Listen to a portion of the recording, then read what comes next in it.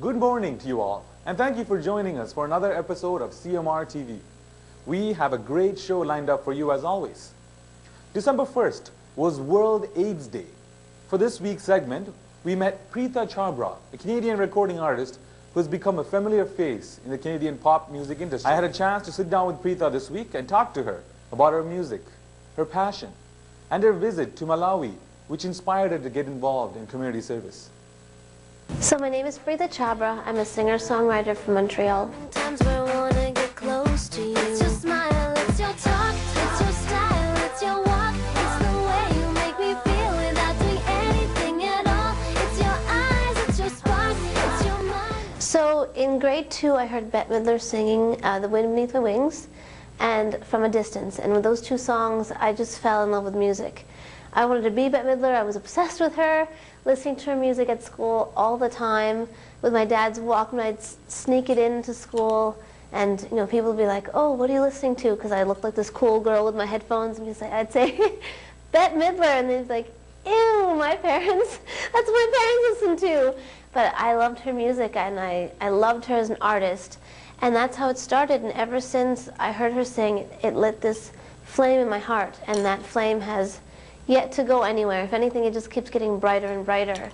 As a kid, I was involved in all the school choirs. Any choir that I could be in, I was in, because I just loved singing so much. But I don't think it was something that was necessarily supported by my family. I remember one time I told my mom that I wanted to be on Star Search, and she was like, "You? Who do you think you are? This is for talented people. These people have been singing their whole lives. What have you been doing?"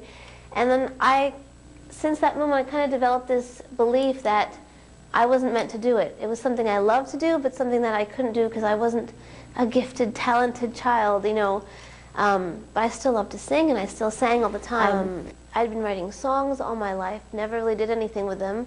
And then the next semester, fall semester, I started music school right away, right after I graduated.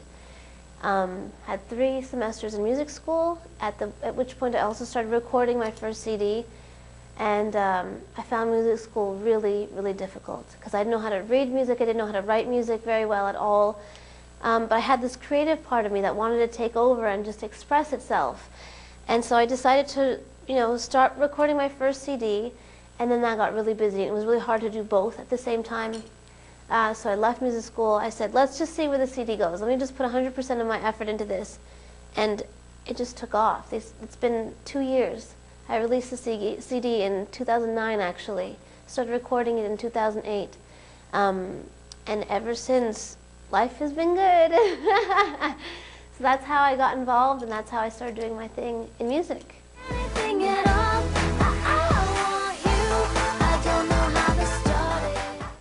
A lot of my accomplishments have to do with a lot of performances, opening up for Jay Sean. Are you excited to see Jay Sean? I'm really, really happy to be here with you guys today. There's a lot of things in my life that told me that I'd never make it to this level, singing English pop music because I'm South Asian. And so I'm so proud to be opening up the stage for Jay Sean, who is #1 on US Billboard charts.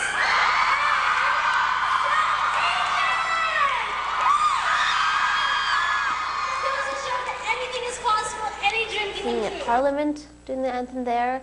I was nominated for Toronto Independent Music Award this year.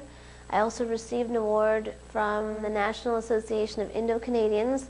That was a huge honor for me, because I've been nominated for a lot of things, never really won anything, and I'm really, really happy that my first award was given to me by my community, because my community has really been supporting me ever since, especially here in Toronto, ever since I've been here. Growing up, somebody else I also really looked up to was Oprah Winfrey, and when I was younger, I'd pretend to be Oprah Winfrey. I'd dress up in my mom's lipstick and high heels, and I'd interview my Raggedy Ann doll in the mirror and pretend I was Oprah. So I think early on I've always had this passion to help people.